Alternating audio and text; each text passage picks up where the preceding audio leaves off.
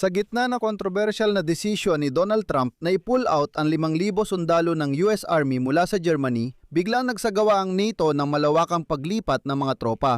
Ngayon, nalaman na ang mga bansa ng NATO ay nagsasagawa ng malawakang military exercises sa buong hangganan ng Russia. 10,000 sundalo ang sumali sa pagsasanay para matutunan ang pagpaplano at pagpapatupad ng mga defensive operations sa karaniwang digmaan laban sa Russia. Bukod pa rito, kasabay ng desisyon ni Trump na huwag ilipat sa Germany ang mga Tomahawk missiles na kayang umabot hanggang Moscow, opisyal na iminungkahi ng Berlin sa Kyiv na magkasamang bumuo at gumawa ng sarili nilang long-range missiles.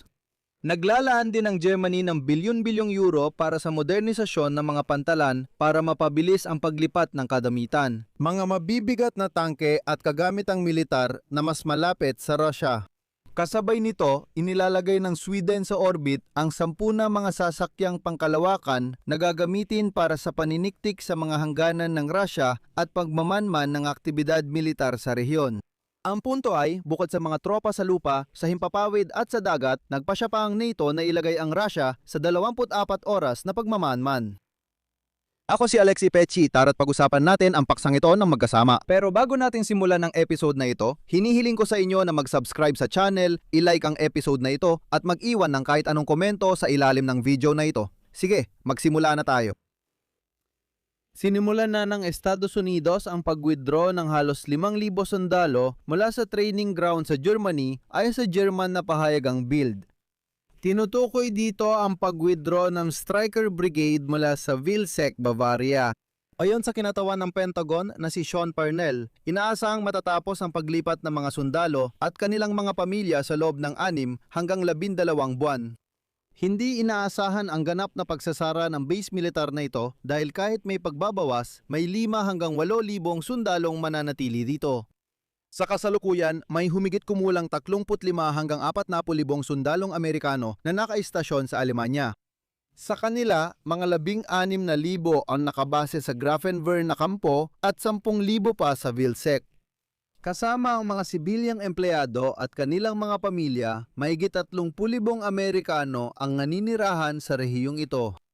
At mahalagang maunawaan na ang desisyon ni Trump ay nagpapahina sa silangang bahagi ng NATO sa Europa dahil kasabay ng pag-alis ng tropa ay umaalis din ang mga commander ng tangke, mga piloto, mga espesyalista sa armas at iba pa. Sa Europa, patuloy silang kumikilos para mabawasan ang panganib na pag-alis ng tropang Amerikano.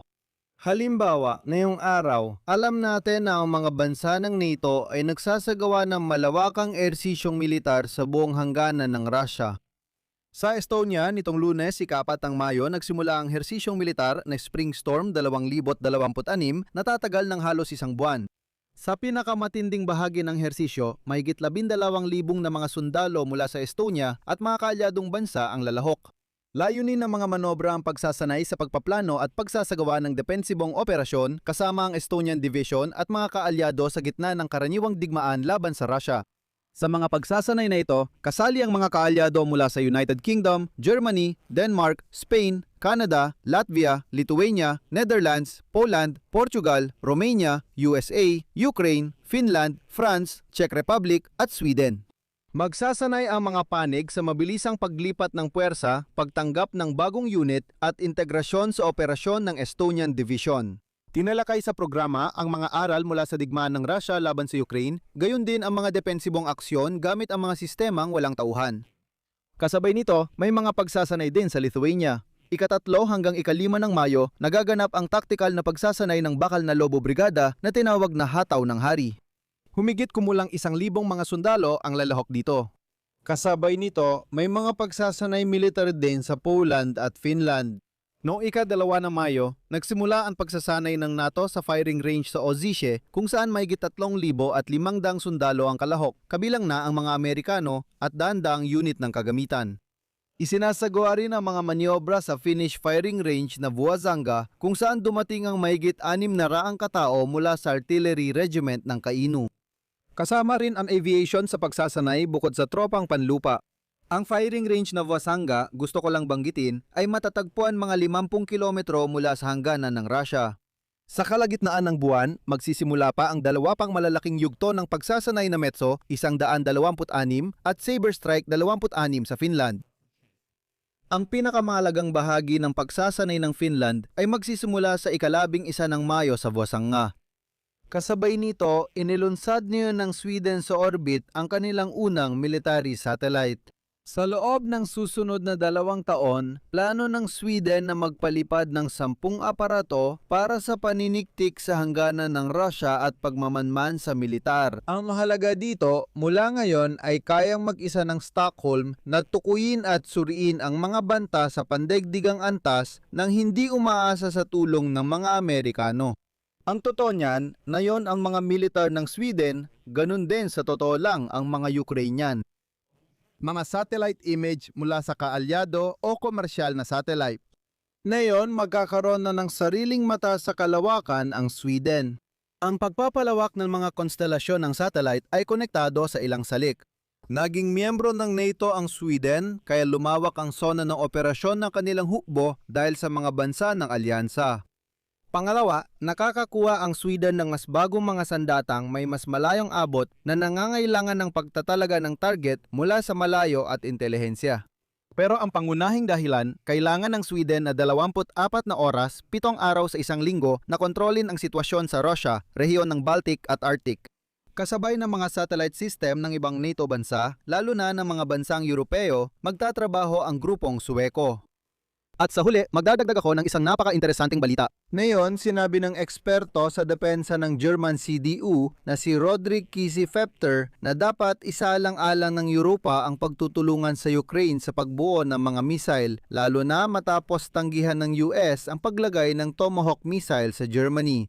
Ayon sa kanya, ang pagtanggi ng Estados Unidos na magpadala ng barko sa teritoryo ng Germany ay malaking pagkakamali at nagdudulot ng dagdag na panganib sa reyon.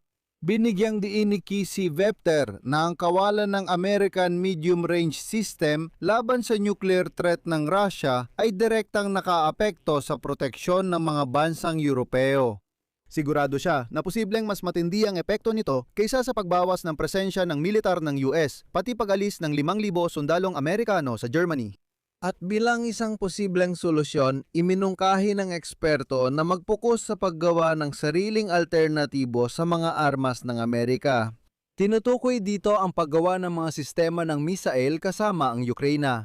At tatapusin ko ito sa isang sipi. Ang solusyon ay gumawa ng isang bagay na katulad ng Tomahawk kasama ang Ukraina upang sa taong 2030 ay meron na tayong ganitong mga sistema.